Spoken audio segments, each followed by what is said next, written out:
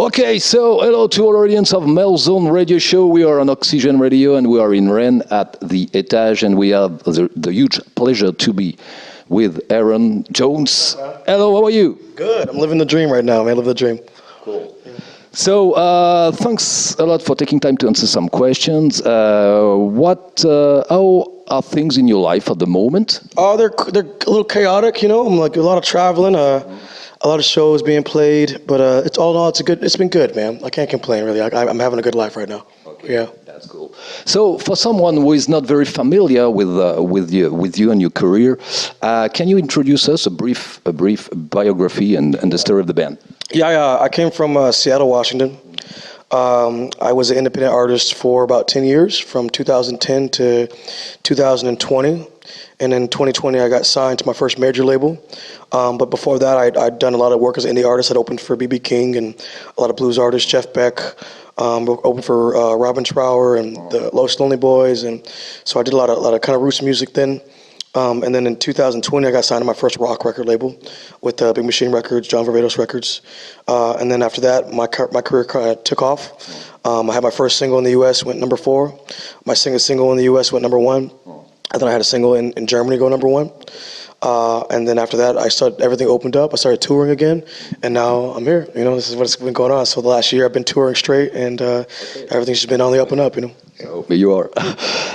On May 21 last year, you released your third album called Child of the State on, as you say, a major label. 1 year and a half after its release and having defended it on stage, how do you view this album? I believe it's like my breakout album. You know, a lot of these songs actually have been with me for a long time. You can hear iterations of it or former versions of it on previous records. But, you know, that's kind of what they say is you have your whole lifetime to write your first record. And then you have like a year to write your next record, you know. So yeah, I mean, it was a lifetime of compilations put together, but it embodied my sound. You know, it was a lot about where I come from as a guitar player, a lot of influences that I had from blues to soul to gospel to grunge to hard rock to hardcore to all that. You know, a lot of influences. And so that's pretty much embodied my sound, and, you know, it allowed me the opportunity to really grace the stages more than anything. You know, for me, it's always been about the live show and being able to come and produce, you know, that sound live and show people what kind of guitar player I am, what kind of artist I am live. So that's really what it did more than anything, was it opened up the doors for me to be able to come to towns like this in Rennes, to Paris, to Germany, what have you, around the world, and be able to showcase my skills as a guitar player and as a singer and artist. That's cool for you. Your album, yes, is called Child of the State, and is dedicated, I read that, to the memory of 2 people. Can you tell us more about it? Yeah, to my mother and my father, who passed away before they ever got to see me play. You know, my mom passed away about 10 years ago now, when I just turned 26, and it was, you know, heartbreaking. She was also very young. But she had struggled her whole life with drugs and alcohol, and so it finally caught up with her in the end. But she never really had a chance to see me become who I am today. And my father either. My father wasn't really ever around, but he, you know, he passed away before he was able to ever get to see me play guitar. So in honor of them, I play my music. I try to represent them the best I can, even though I never knew them very well. But also, it's also dedicated to my auntie, who is someone who raised me as one of her own children and her family. So these are the people for me that I try to represent the best I can in my music and my lifestyle. Yeah. So, can you tell us more about the progress and the composition process of the 4th album? Yeah. Can we expect a release maybe next year? Yeah, we're working on a release right now. We don't have a solid date just yet, but we're shooting for early next year, and it's going to be, you know, a continuation of what we started. I think people really stuck to my music and really hooked onto it because it came from an organic place. And I hope to further continue that. You know, we released 2 singles so far, Filthy and Other Side, which were more expansive. You know, it touched on different sounds in rock and roll, touching on different bases of rock and roll. But the overall compilation of the record is really going to be more of that raw stuff that got me there, you know. And I want people to really, you know, I want to embody what it means to be from Seattle and play Seattle rock. I don't want to be a perfectionist. I don't want to sound perfect. I want to sound a little bit off, a little grungy and organic, you know, and that's really what my music's about, you know. And my stories as well, you know, like I want to tell the story of you know, how I came to be who I am today, some of the stories that I've experienced here even just on the road and in my life, as, you know, becoming this worldwide artist, you know, and what my experience is. So be patient. It's on its way. It's on its way. You used to play with your band AYRON JONES on the way. Can you tell us a little bit more? Yeah, AYRON JONES on the Way was a three-piece band that kind of launched everything for me. Started my career as an artist in Seattle, and it opened up a lot of doors for me. I used to play a lot of blues in festivals and things like that, but that three-piece band opened up a lot of doors for me. I started out playing in the clubs in Seattle. You know, we play these cover gigs, basically 3 hours in a club, sitting there for playing covers and sprinkling in some of our own music. And then in 2013, I released a record that was produced by Sir Mix-a-Lot, and that's when AYRON JONES on the Way was still really very popular. And then shortly after that, I think 2015 was our last gig together as AYRON JONES on the Way.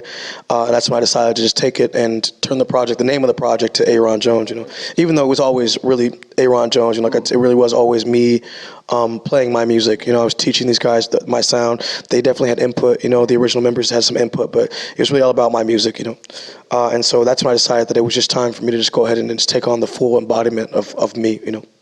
Yeah. Let's talk about now guitar and sound, because you play guitar, you play bass, you play violin, piano. In all this, what is the part of self-learning? I think self-learning is probably the importance of self-learning is that you don't get a standardized way of teaching, and not to say that there's not a place for that. You know, there is. There's when you learn from a teacher or someone that can guide you with those skills. There are a certain set of things that you can't learn as a self-taught artist. But I think from a self-taught perspective, you approach music in a way that most people won't approach music, and it's really catered to you as an artist, you know. And so I think for me as a self-learned artist, I think that's why I sound the way that I do. You know, I sound a little unhinged. It doesn't sound perfect. It sounds a little rough around the edges because I never had a formal education in music like that. You know, I had a little bit of a formal teaching when I was in school, like for violin and things like that. But no one ever picked up a guitar and taught me how to play guitar. You know, and even in the violin, I was terrible at the violin. I was always really bad at violin. So I don't want people to think I play violin. I don't really play violin. I know how to play violin, but I'm not good at violin. You know, but same goes for piano too. You know, I learned the piano because it was just sitting around in my house, and I would just mess around and kind of figure out, you know, this is a third, this is a fifth, these are the chords that work together. You know, these are the chords that don't work together. You know, so that's how it worked. But that's why my music sounds the way it does. It comes from the self-taught perspective. You know? What is your feeling about the impact of social networks for artists? My generation personally didn't grow up with this type of platform. Everyone can comment on your life without you saying a particular control. What is your opinion about the social networks, Spotify, etc.? I think that there is pluses and minuses, right? There's you know, I think artists don't get as much exposure as they do, but I think the pool of artists that we have to choose and listen to now is greater. So there is some pluses and minuses. The money isn't the same. That's another like minus in the industry, but the amount of exposure that you can get and who you can be exposed to is vast. You know. Yeah. There's artists from top to bottom that you know today that you've probably never heard of. Some artists are very popular, you know, like there are artists that that are some like myself who have multi-million streams, tens of millions of streams, and some of these artists you've probably never heard of. You know, some of them are very popular, but you know, and you know, so it's very it's got some pluses and minuses. There are positive and negatives to it for sure. You've been a musician for a long time now, as you said before. What was the first piece of music that moved you? Personally, I think that was probably gospel music, man. Gospel and rock were the two that really moved me. As a kid, I think, you know, growing up in the grunge era in Seattle, I think and alternative music and rock and roll were really big. And so that's who I hung out with was the kids who played rock and grunge and all that, you know. And so like those are the things I grew up listening to. But I was in church every Sunday, you know, we were listening to gospel, blues, and soul, you know. And so these are the influences that came together, you know. Yeah. Okay, so you are touring a big, huge tour with Last Temptation in France. What are your plans after the end of this tour? I'm finish up my record and probably get some rest, man. You know, I've been on tour now for about a year straight. I don't think I've been home for more than 3 weeks at a time, you know. Last time I was home for an extended period of time was like 6 weeks, and this was this time last year, you know. And so I'm not even going to get 6 weeks home this time. I'm going to have about 2 or maybe 4 weeks home or so before I get back out there again. So my plan is to finish up my record and then go get some sleep for a while, man. Rest up and try to rest my voice and do the things necessary to keep going in my career, man, yeah. Yes, touring can be very tiresome, but a lot of feeling and emotions that you bring. Okay, so to conclude, did you have some words and something to add? We're in France to your French fans. Yeah, we live this life that is a co-creation. There is no me without you and no you without me.